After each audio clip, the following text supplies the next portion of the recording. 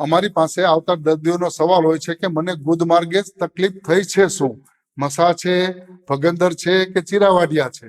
તો દર્દીઓને એ જ ખબર નથી કે મને ગુદમાર્ગમાં શું થયું છે. ફિશર એટલે કે ચીરાવાડિયા, જેમાં તમને ગુદમાર્ગમાં ચીરો પડે છે, જેમાં તમને દુખાવો પણ થાય છે, બળતરા પણ થાય છે, અને ઘણીવાર તેમાં તમને બ્લીડિંગ એટલે કે લોહી પણ પડે છે. મસા તો જે ગુદમાર્ગમાં આવેલી નળીઓ હોય તે ફૂલી જાય છે, અને તે મસા મોટા થાય તો ઘણીવાર તે ગુદમાર્ગમાં બહાર પણ આવે છે, અને તેમાં ઘણીવાર દુખાવો પણ હોય છે, અને તમને બ્લીડિંગ પણ થાય છે, એટલે કે લોહી પણ પડે છે. ભગંદર એટલે કે ગુદ પ્રદેશમાં થતું ગુમડું, જેનો ટ્રેક આખો બને છે, જેનો ટ્રેક જેના 2 કે 3 મોઢા પણ હોઈ શકે, જેમાં રસી પણ થાય છે અને દુખાવો પણ થાય છે. જેનું મોઢું ગુદમાર્ગની અંદર પણ હોય છે, ગુદમાર્ગની બહાર પણ હોય છે.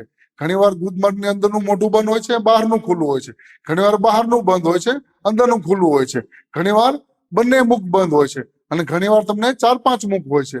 જો 4-5 મુખ હોય છે અને બધા મુખ બંધ હોય છે, તો તેમાં તમને રસીનું કલેક્શન થાય છે, એટલે કે રસી ઉત્પન્ન થાય છે, અને તમને અસહ્ય પીડા થાય છે. તેને ભગંદર કહેવામાં આવે છે.